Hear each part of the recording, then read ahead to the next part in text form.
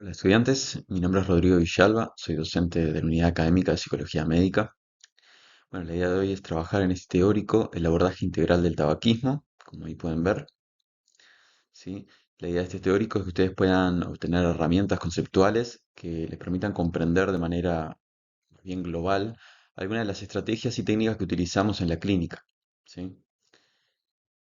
Para contextualizar el teórico actual, entonces, ustedes vienen anteriormente de lo que es el trabajo con la intervención mínima, el consejo breve, y tienen esta diapositiva que la rescato de ese teórico como para comprender en qué parte de esa pirámide estamos, ¿no? Acá nos encontramos entonces en las intervenciones intensivas, que bueno, acá lo especifican el aspecto telefónico, la parte grupal, individual, y la idea es poder tener una comprensión acerca de algunos de esos abordajes psicológicos que utilizamos, ¿no? Y puntualizando específicamente en la entrevista motivacional. Entonces, si nos preguntamos por qué queremos ir más allá de la intervención mínima, más allá del consejo breve, esto es algo que algunos artículos científicos, en este caso, lo tienen en la bibliografía de referencia, es una revisión sistemática, nos permiten comprender y afirmarnos en esta línea que busca intervenciones más estructuradas, como ya lo vimos en la pirámide anterior, ¿no? En este caso tenemos una revisión sistemática que describe las características de las intervenciones conductuales o psicológicas, ellos lo llaman apoyo adicional, ¿no? Conductual, donde consideran en sus análisis varios abordajes, ¿no? Varios estudios individuales. Y bueno, el resultado clave es, así como lo pueden mostrar, esto es como es el resumen de ese artículo nomás, lo tienen para profundizar si es que quieren. Mencionan un riesgo relativo de 1,15, ¿no? Con ese intervalo de confianza.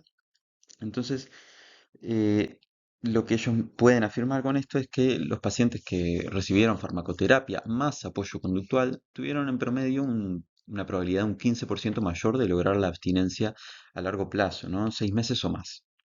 Se centraron en esa temporalidad en comparación con aquellos que recibieron farmacoterapia con apoyo mínimo o nulo, ¿no? Es decir, el grupo control de referencia. Estamos hablando de un aumento relativo, ¿verdad? Respecto al grupo control. Uno de los abordajes psicológicos que se mencionan en este artículo, pueden ver acá. Es importante combinar las fortalezas de diferentes enfoques psicológicos para abordar la complejidad de la dependencia del tabaco, ¿no? Por eso, más allá de este aspecto disciplinario de la psicología, que intenta trabajar de una perspectiva integral, ¿no? De manera interdisciplinaria en la unidad de tabaquismo, es importante comprender que, bueno, hay diferentes enfoques en esto, de cómo se comprenden las estrategias clínicas, del diferentes tipos de técnicas, pero en realidad apuntan al mismo sentido, ¿no? Es un abordaje integral. Y en este sentido se destaca la entrevista motivacional, ¿no? Que tiene que ver con ayudar a las personas a explorar y resolver su ambivalencia acerca del cambio de comportamiento, fortaleciendo su propia motivación y compromiso para cambiar. La terapia de aceptación y compromiso, que aumenta la flexibilidad psicológica, es decir, la capacidad de contactar con el momento presente. La activación conductual busca aumentar el contacto del individuo con fuentes de refuerzo positivo en su entorno. La terapia cognitivo-conductual, identificar y modificar patrones de pensamiento, cogniciones y comportamientos disfuncionales que no contribuyen a la cesación de tabaquismo, ¿no? Si uno se empieza a buscar artículos científicos de referencia, estos son algunos de los enfoques que más se pueden encontrar. Independientemente entonces del abordaje psicológico con el que nos enfoquemos, hay que realizar una fase diagnóstica, ¿no? Es crucial diagnosticar correctamente la fase en la que se encuentra el fumador para plantear una estrategia adecuada.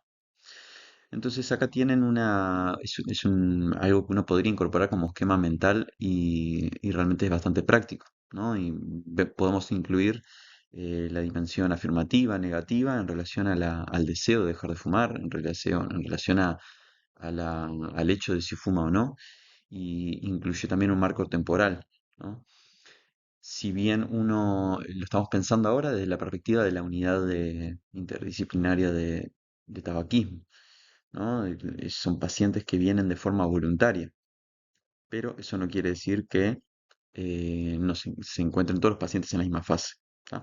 Por eso ahí tienen marcado un circulito rojo en un óvalo donde podemos identificar una de las fases que vamos a ver con mayor facilidad, ¿no? Entre aquellas están la de mantenimiento, acción, preparación, contemplación y precontemplación. Ahora vamos a profundizar en algunas de ellas.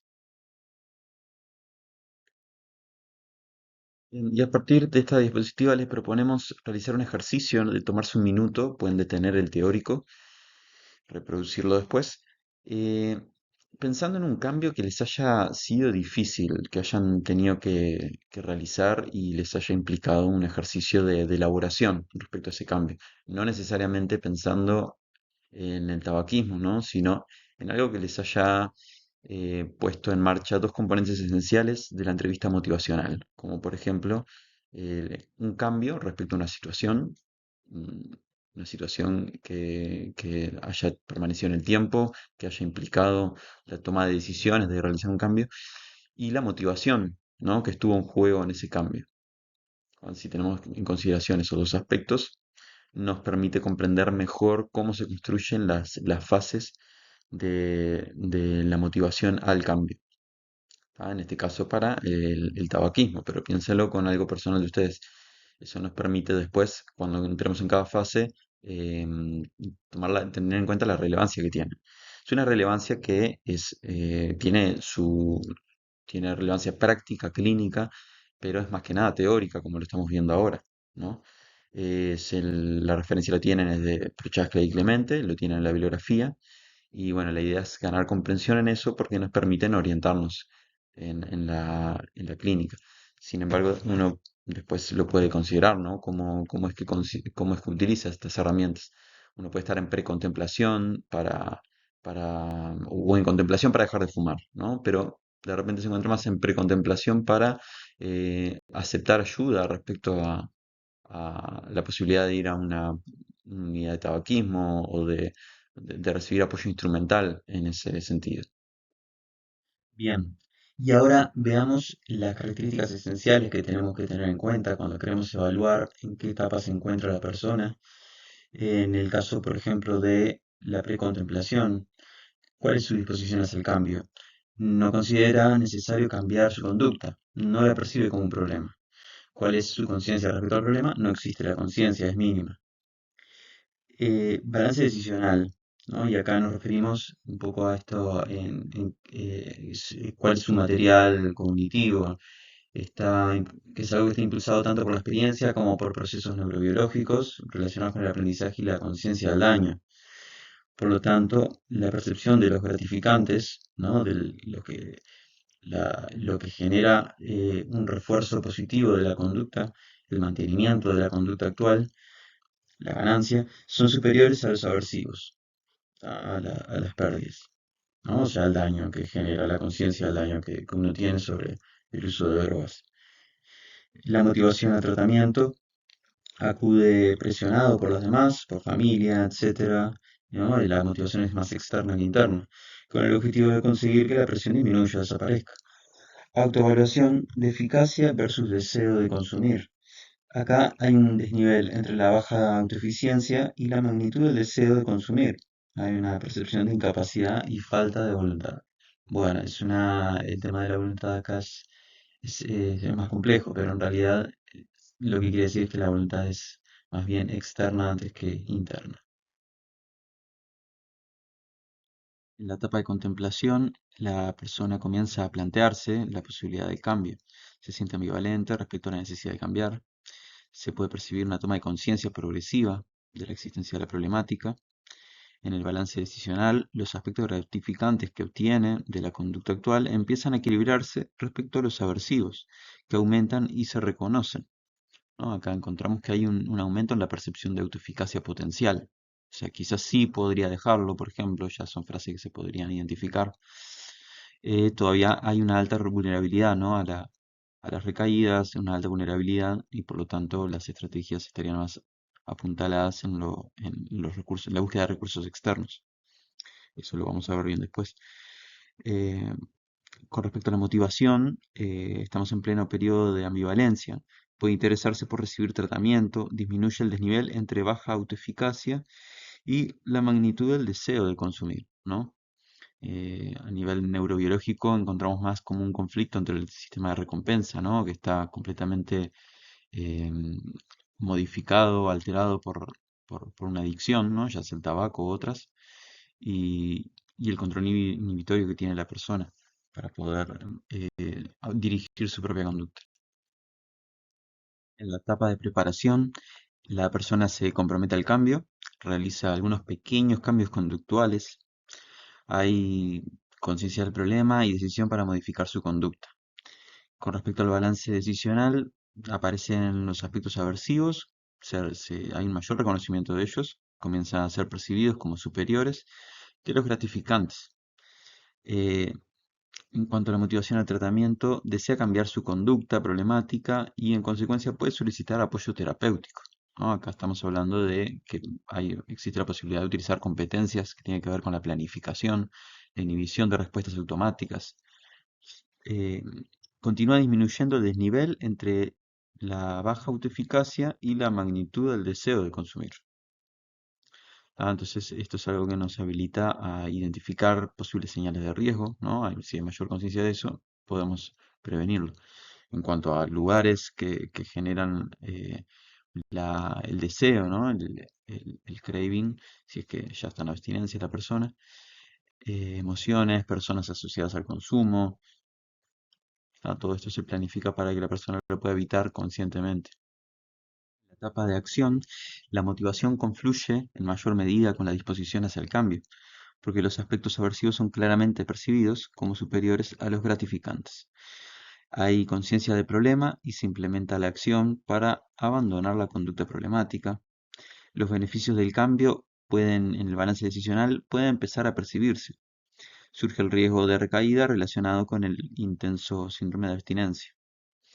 La motivación al tratamiento puede solicitar apoyo, ya que reconoce el fracaso en intentos anteriores, muestra mayor compromiso con su proceso terapéutico.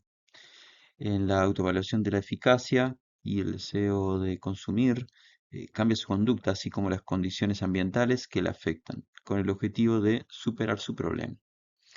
Es decir, si en la etapa anterior las estrategias se pueden enfocar mayormente eh, al predominio de modificar la conducta de manera más directa y quizás con instrucciones más concretas, apuntando al aumento de las habilidades que tenga, ¿no? Habilidades de afrontamiento.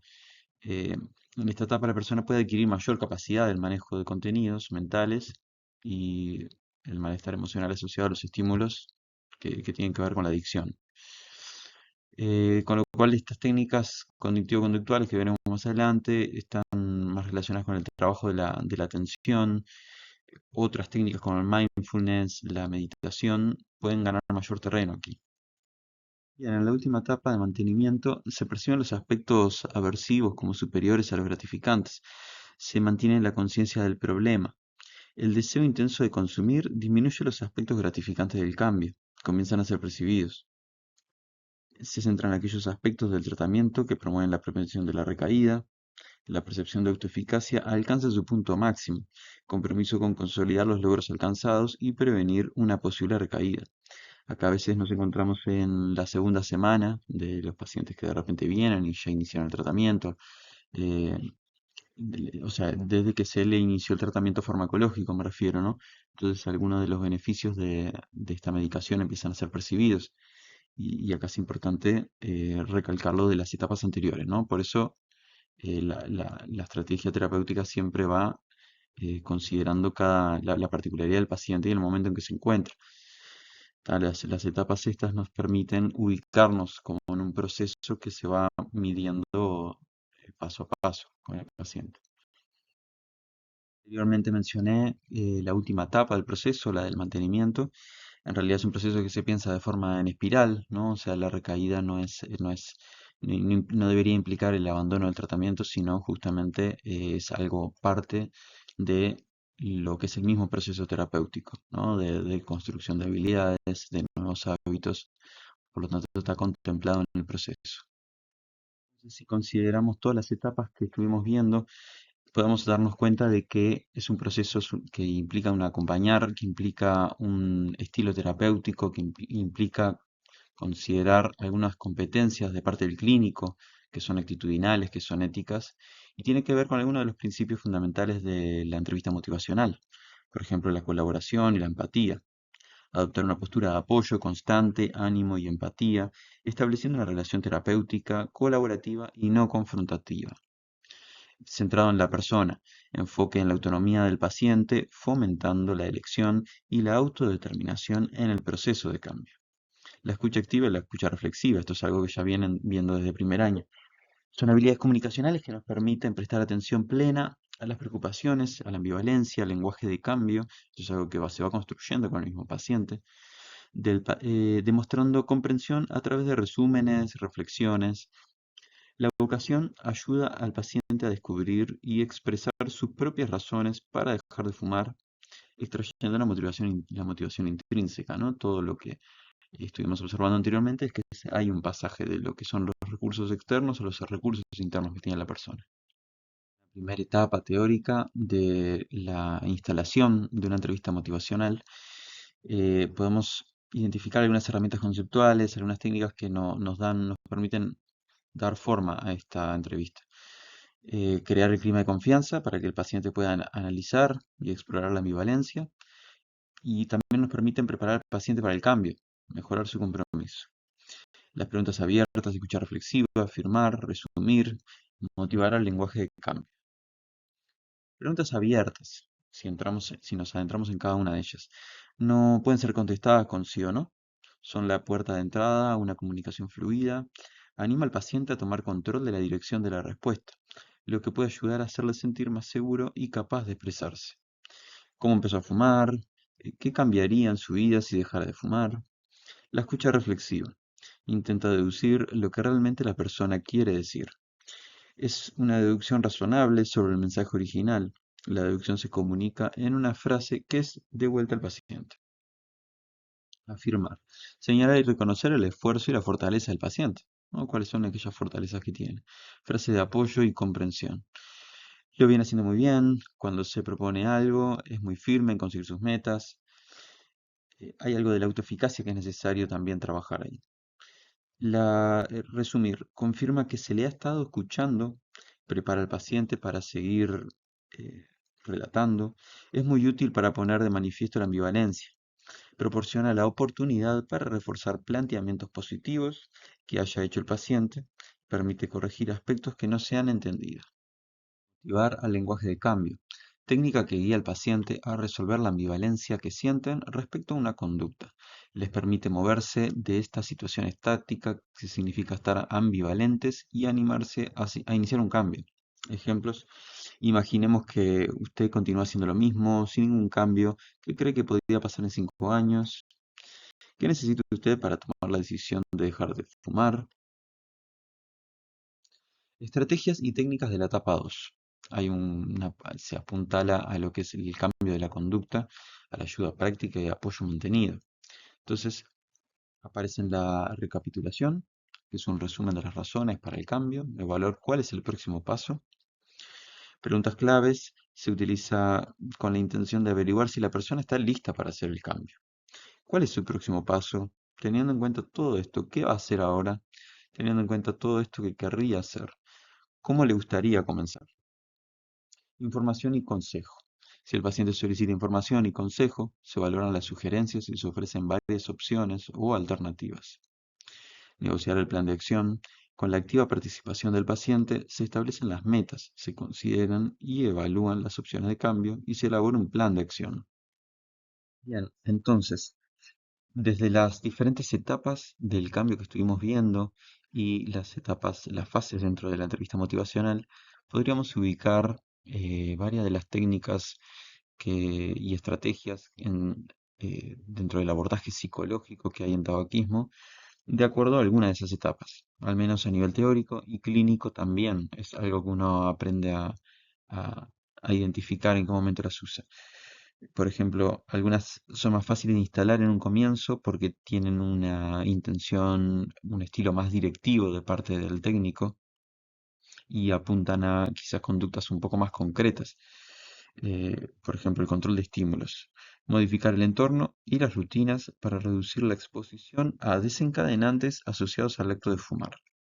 ¿No? Lo que queremos acá es que la persona, si es que ya tiene un hábito de pensar, de reflexionar en relación a los estímulos que le desencadenan el craving, que le desencadenan las ganas de fumar, entonces queremos desasociar algunos de esos estímulos o al menos controlarlos. ¿Tá? Entonces, muchas veces hay pequeñas acciones que realizamos mientras estamos en la actividad de fumar, como por ejemplo hablar mientras fumamos, estar en las redes sociales, utilizar el celular mientras fumamos. Hay varias actividades que se pueden, hasta algunas más complejas, como el hecho de disponer de toda una mañana para estudiar, por ejemplo, ¿no? Y cómo entra el fumar ahí. Por ejemplo, fumar mientras se toma mate porque se está estudiando, pero cuántas horas se dispuso en la mañana y cuántos cigarros se fumaron esa mañana, junto con otras actividades que hicieron a todo el ritual, quizás esto se podría decir, de fumar. Entonces, tratar de descomponer esas pequeñas conductas que hacen la conducta más complejas es importante para el control directo de los estímulos. El entrenamiento en habilidades de afrontamiento. Desarrollar y practicar estrategias alternativas y saludables para manejar el craving, los síntomas de abstinencia, el estrés y las emociones difíciles. Por ejemplo, la distracción cognitiva, ¿no? Salir, dar un espacio de unos minutos a cuando viene el impulso, las ganas de fumar. Eso te permite posponer el impulso, la conducta activa de buscar apoyo, ¿no? Ya sea instrumental o emocional, son conductas que apuntan a generar habilidades, ¿tá? En el entrenamiento y permiten no fumar. Bien, proponemos el entrenamiento en conductas alternativas, identificar e implementar actividades incompatibles con fumar, porque directamente bloquean la posibilidad de fumar en ese momento, ¿no? Por incompatibilidad motora, contextual, por ejemplo, limpiar, cocinar, bailar, y que a su vez en lo posible proporcionan refuerzo positivo, ¿no? Y acá lo que apuntaríamos es a un aumento en lo que es la frecuencia de la conducta, ¿no? Y en lo posible conductas saludables. Por ejemplo, como permanecer sin fumar, manejar la ansiedad sin la nicotina, ¿no? Este tipo de actividades que generan una motivación intrínseca por dejar de fumar en sí mismo. Si la actividad de la que se refiere es placentera, como por ejemplo una actividad social, una actividad creativa, como pintar, tocar un instrumento, etcétera, y la motivación en sí misma es la actividad que lo ayuda a su vez a no fumar, no es que haga la actividad en sí misma para evitar fumar, la motivación ya pasa a ser intrínseca también. ¿Tá? Sino de lo contrario sería extrínseca, pero ambos tipos de motivaciones también nos sirven para disminuir la conducta de fumar. Tienen algunas otras técnicas conductuales que pues, se pueden utilizar en la práctica y la invitación es a que las lean, que las busquen también en el material bibliográfico, que las podamos trabajar en el taller y después en el encuentro clínico o en la policlínica las puedan evaluar, puedan estar más atentos porque conceptualmente las tienen más incorporadas. Con respecto a las técnicas cognitivas, lo mismo.